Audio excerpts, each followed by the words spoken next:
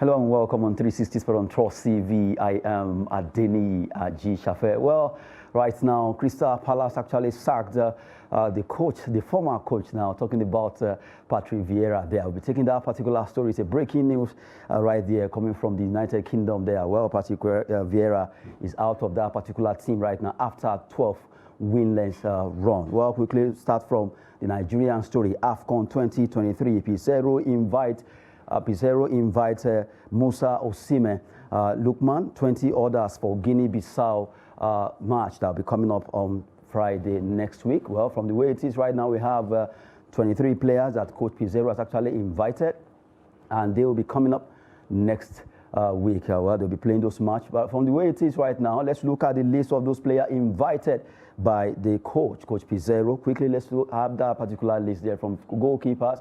Francis Uzoho, AC Omonia of Cyprus, that's where he plays straight. Victor Sochima, Rivers United. Kingsley Aniagboso, Giant Brillas. You have defenders, Oluwashimilogo Ajayi, West Bromwich Albion of England. Bright Osayi Samuel from Balabachi, Turkey. Kevin Akpoguma, who plays for Hoffenheim, Germany. Kenneth Omeru of CD Liganes of Spain. Calvin Bassi, FC Ajax of the Netherlands. You have Daniel Bameyi, Yom FC, the captain of the under-20 team. You have Seydou Sanusi, the FC Porto, Portugal. Bruno Onyemechi, Boavista of Portugal. Let's look at the midfielders and also the strikers that Coach Peseiro invited.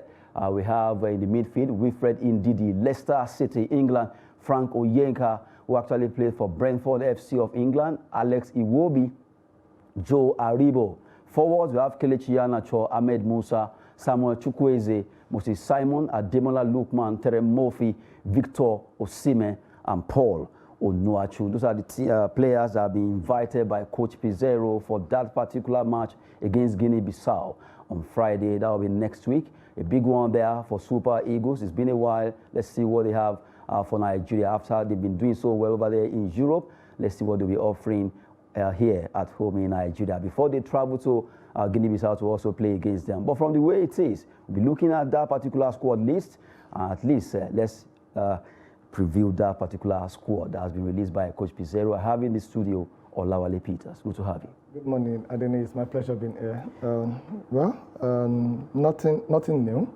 We're not expecting anything different from what we saw, which to me is kind of saddening in a way that you can't be using the same tactics, you can't be using the same players and be expecting a different result. Yes, we have new addition, Daniel from Yum FC, the captain of the under-20, which is a very good development.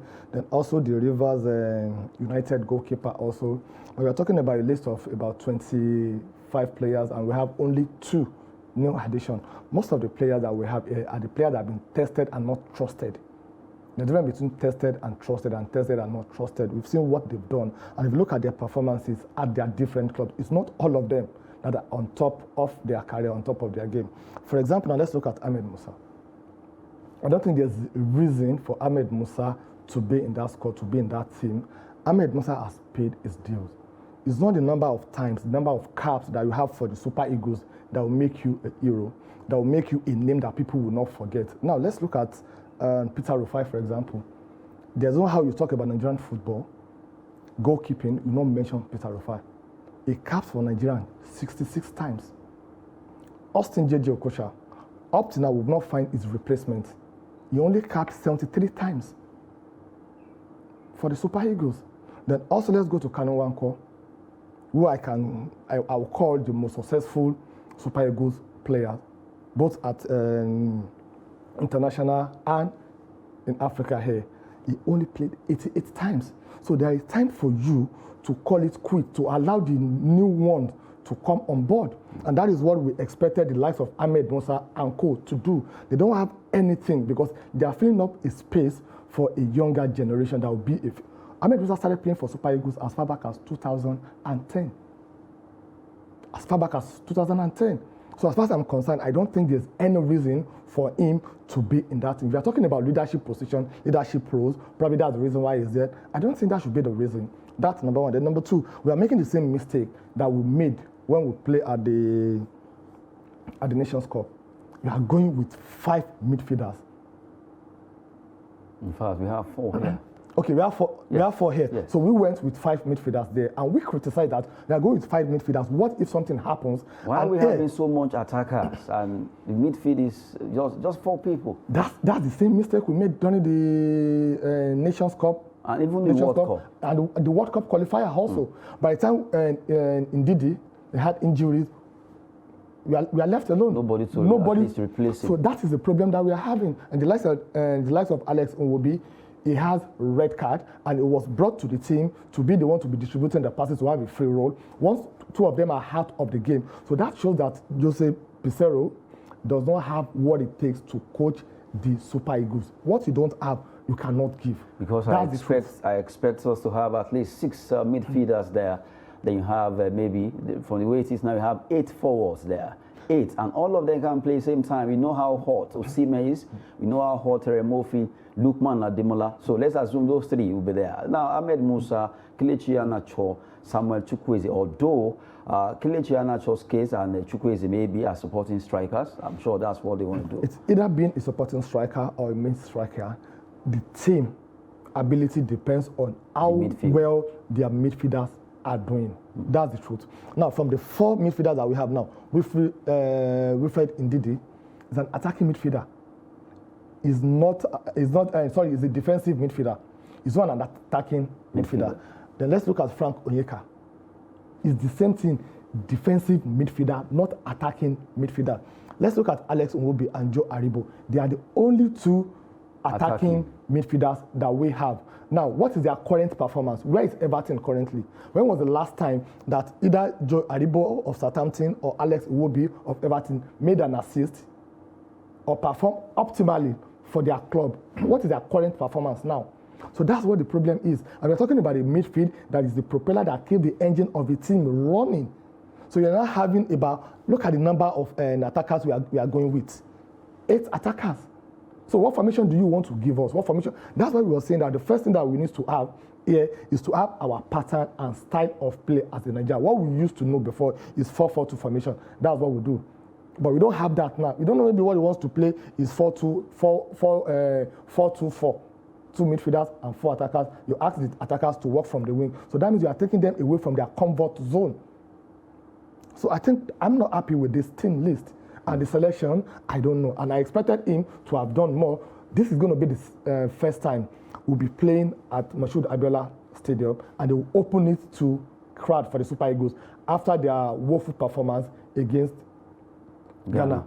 So I expected him to come in a way of compensating the Nigerians and the fans that will be at the stadium to watch the match. So it's like still same old story. Well, let's go back to that particular list. Let's look at the goalkeeper and the defenders now that Coach Peseiro actually released. We saw there that we have 2 under 20 team that actually made that squad. We have that's Kingsley Aniagboso, the goalkeeper of Jambela. He's also the goalkeeper of the under 20. You have that's Daniel Bameyi, the captain of the team, Yum FC. So good one, at least those 2 players making that squad. Yeah, a good one. We have 3 new additions, 2 from the under 20, then 1 from our local league. But I think we should do more. Why do I mean we should do more? We should introduce more of defender and midfielders into the team. The 2 under 20 that we have there, definitely they will gain experience. That is how other people they started also before they got to where they are right now. But we are talking about having 2 from the 3 goalkeepers. You are having 2. It is obvious they are playing only 1 match, and there's only 1 goalkeeper. That will be there. Definitely, we know it is Francis Uzor that will be there. Even the away match too. The away match will be the one that will be there. But we are talking about them having a playing time to have that confidence to register that, oh, okay, I've made my debut for Super Eagles. You hardly change a goalkeeper, but you can change a midfielder and a defender. So what we're saying here is, okay, as much as you are trying to do what is right, but do it in the right way. And sincerely, I'm not really that impressed with this squad. Well, that's Bruno Onyemachi from Boa Vista FC Portugal. He's also on the list, and you have Victor Sochima from Rivers United. Good one. At least from this, we have about 3 home-based players. We have from Rivers United, Victor Suchima, fantastic player, a goalkeeper. You have Kingsley Boso, Giant Breeders. You have Daniel Bamaye of Yom Yom FC. Well, from the way it is, we know that the 3 of them may not test action. Well, I wouldn't say that, and I think there's opportunity for Daniel Bamaye to make it. Why do what do I mean?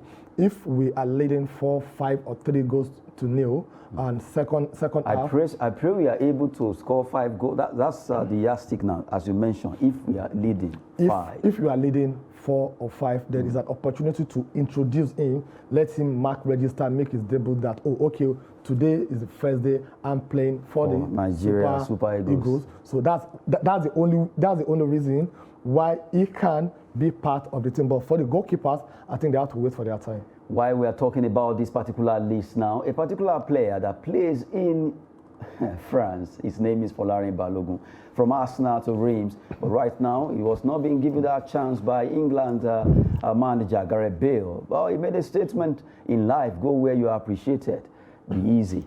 Right now, a lot of people are looking at, okay, Folarin Balogun. Now England has actually shown you that. Well, seriously, I don't know why. Well, anyway, if you look at it, also, you wouldn't blame them per se, but no place like home, Folarin Balogun. It shows that you are a Nigerian. It's very obvious, and he has played for. He's not consistent. Let me use the word. He has already played for the under-18 UST. Then from there, he converted to England. He played some matches for their junior team also. And when you have the likes of Harry Kane, Sterling, you have the likes of Bellingham and Co. Saka too is there, and you think there's no way there's a way in for you. Take it or leave it. And then Lukman, do you think he doesn't know what he's doing? By playing for Nigeria. By playing for Nigeria. That's the truth. So unfortunate we didn't qualify for the World Cup, because we'll have marked a register for playing at the World Cup. And that's one of the reasons why he came to his fatherland. I think Folarin, yeah, you should go back to where you are appreciated. I hope it's not too late for him to come to Nigeria. And that statement is more like, okay, catch me if you can. Okay. And I expect NFF now, because really this guy is really doing so well over there in France. That's team Reims. Yes, he's doing very well over there in France, but the way and the manner he went about dumping Nigeria for England shouldn't be something that we should encourage. You shouldn't be encouraging that, okay, because you play for another country, we should be begging you to come and play for Nigeria. No, let's have our own team, that they will be the one fighting and begging that they want to play for Nigeria. The way you wrote, go to where you are appreciated, I'm ready to play for my fatherland. I hope it's not. That is the statement that we are expecting to see from many of them going forward. Who knows? Maybe he's not even thinking about Nigeria now. Maybe it's Cape Verde or... Anyway, just to throw some bands there, we're talking about Folarin Balogun making that particular statement concerning him being omitted by England manager, that's Gareth Southgate. But from there, let's look at some Nigerian strikers who are really doing so well in Europe. They're scoring a lot of goals. Let's look at that list. So far, we have Victor Osimhen in 28 games, 23 goals. You have Victor Boniface, 41 games, 19 goals. Paul Onuachu, 28 games, 17 goals. Although all those goals came from Genk in Belgium. Terry Murphy, 24 games, 15 goals. Ademola Lookman, 27 games, 14 goals. And you have Gift Orban, the man that has been doing so well with KAA Ghent. 9 games, and you have 12 goals. Those are the top Nigerian strikers in Europe. And right now, out of these top guys, 6 of them, we have in this current squad that have been at least being invited by Peseiro. We have Terry Murphy, we have Osimhen, and we have Lookman. Yeah, I think we have more than enough strikers.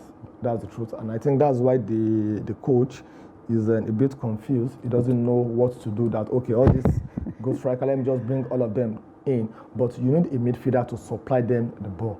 You need a midfielder to protect the defenders also, and a goalkeeper from conceding goal. He's not thinking that way. I don't know the school of the coaching academy that you went to that will make him to have this kind of formation. Yes, all of them are doing very well, but you can't play 6 strikers at the same time. You can't even play 4 strikers at the same time. The maximum you can play is 3 strikers. So that means from this 6, you should have that that courage to say, oh, I'm dropping 3 or 4 of you for so reasons. So that what will make it to be very competitive. Now, okay, this time around the coach dropped me. Yeah, my performance in Europe is very good, but I need more commitment. So anytime they are called upon to play for Nigeria, you see the best in them. That's the truth. We have good strikers, but the midfielder, can we talk about it? Joe Aribo, can you tell me what he has done? Wilfred Ndidi, the same thing. Can you tell me what they can really? Alex Iwobi is the one that is very informed. Yes, he is informed, but not that superlative performance, not the performance he had before the Nations Cup that he was called upon. So that's the truth. And the position that he played, the wing that he played in Everton is different from what he plays in Nigeria. They are totally different things. In Everton, he played more like a box-to-box midfielder. But here, he plays more like the central role, like JJ Okocha. He has the skills, but the skill has not been developed up to that level. So I think there's a lot for our coach to really do, honestly. A lot for our coach to really do there. Nigeria will be facing Guinea-Bissau on Friday. We've just been talking about that squad there. Well, from there, let's talk about the man of the moment, Gianni Infantino, being re-elected as FIFA president. He'll be there till 2027. Well, from the way it is, Infantino, we know what he has done as a FIFA president. Although no one actually contested against him, he was an unopposed kind of vying, and he got it on a platter of gold. Okay, actually, I'm not surprised, and I don't know the reason why people are surprised that he got it. It's not on platter of gold. No one came out. Nobody will come out because the performance, it's there to speak for itself. Now, the members' team. That's the members' country. As of 2016, when Infantino became the FIFA president, they were collecting their annual fee of $250,000 per year. As at now, it has increased to $2 million.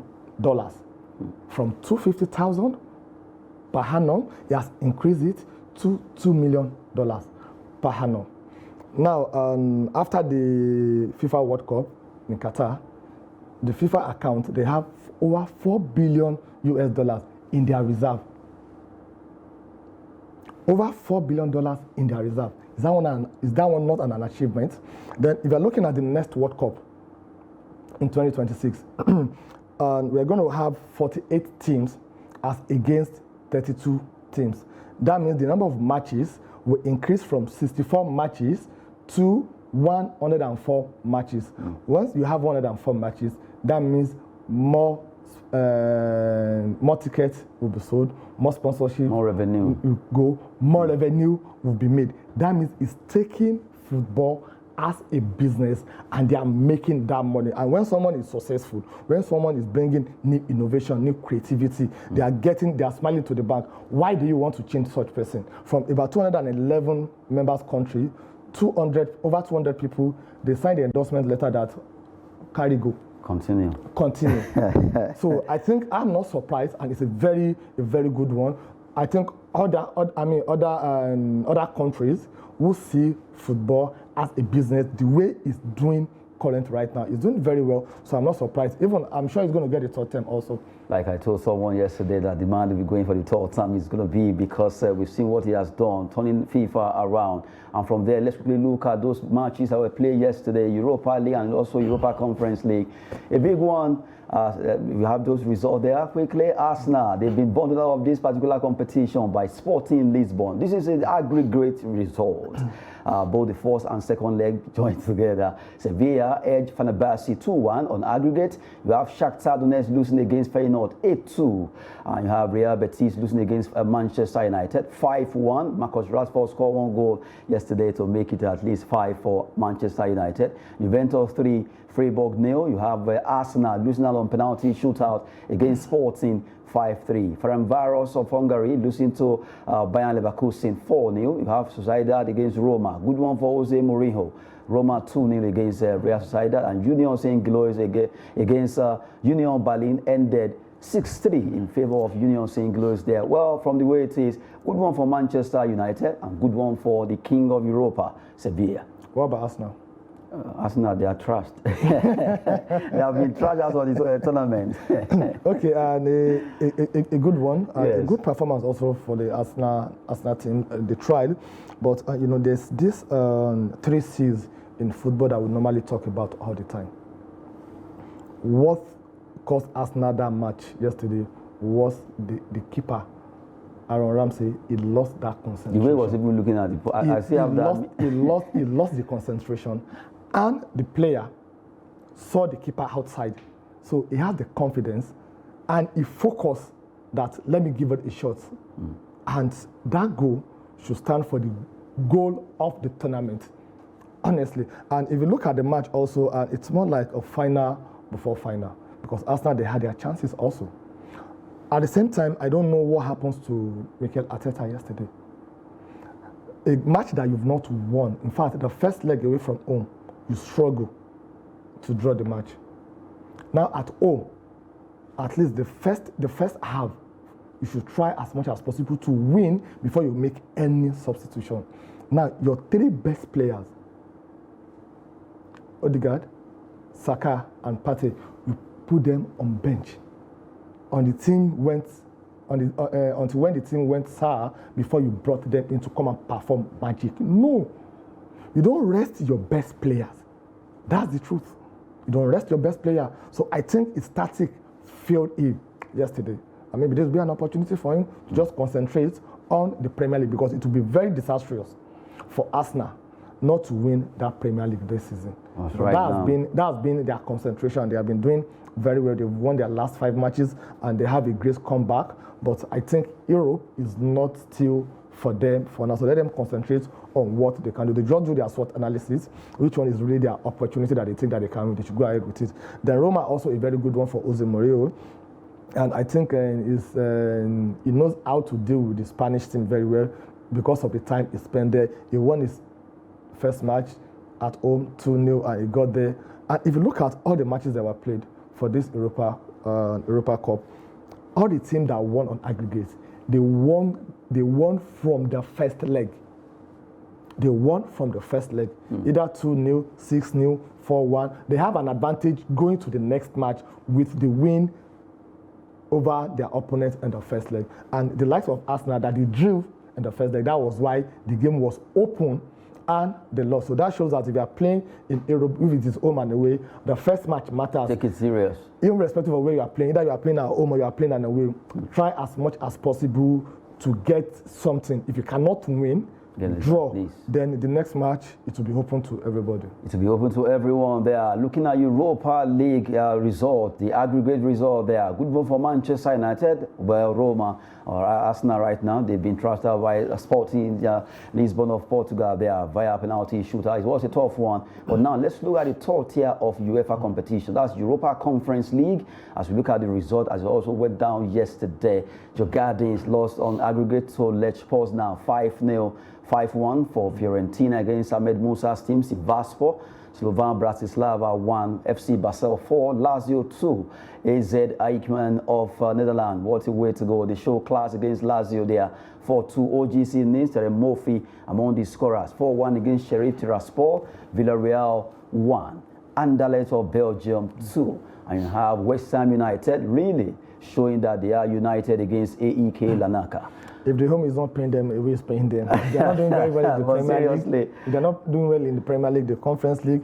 They are doing very well. I don't know, maybe that is the shortcut they want to get in playing in Europe yes. Next season. That okay, let's try and concentrate on this Conference League. If you can win it, automatically we'll qualify to play in Europe next season. But their performance when it comes to the Conference League is totally different from their performance in the Premier League. Even the same thing in Sevilla. Sevilla, they are not doing well at home, but look at them. So maybe we're going to see Sevilla and West Ham United that will playing be very, in the final, very tough. Provided they are able to escape themselves in the quarter-final draw that will come out very soon. Well, we wait to see that concerning those teams. A lot of people have been looking at Chelsea facing, I don't know. I just saw one funny, before we got to the studio, one funny matchup like that, okay, Chelsea could be facing Napoli. Okay, I don't know why you guys are talking about. I'm not among them. I didn't say, I saw. That's what I said. Is that the only one you saw? Actually, I mentioned that Arsenal have been they trust them out from the competition. Okay, the truth is most I don't want to use the word bad belly.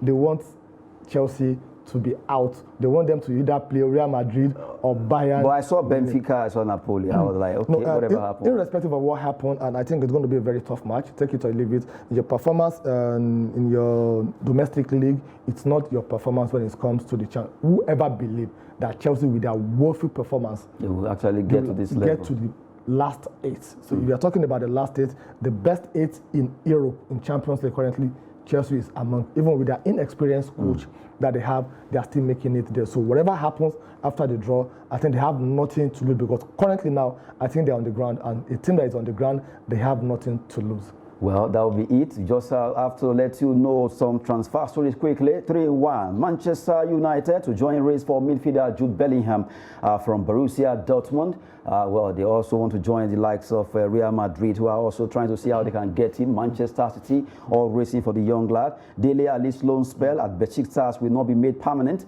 in the summer. It seems from the way it is right now, and Everton also could be making that contract over. So from the way it is right now, Dele Alli is not really getting it well with his career. Thierry Henry is keen on vacant United States men's head coach position. He wants to join USA. He's rejecting to be the French women coach. So he prefers to go to US to be their head coach. Just giving you those details in the world of transfer. I'll be bringing it up to you there in our subsequent edition of the show, where we give you all the draws of the Europa League Conference and also UEFA Champions League.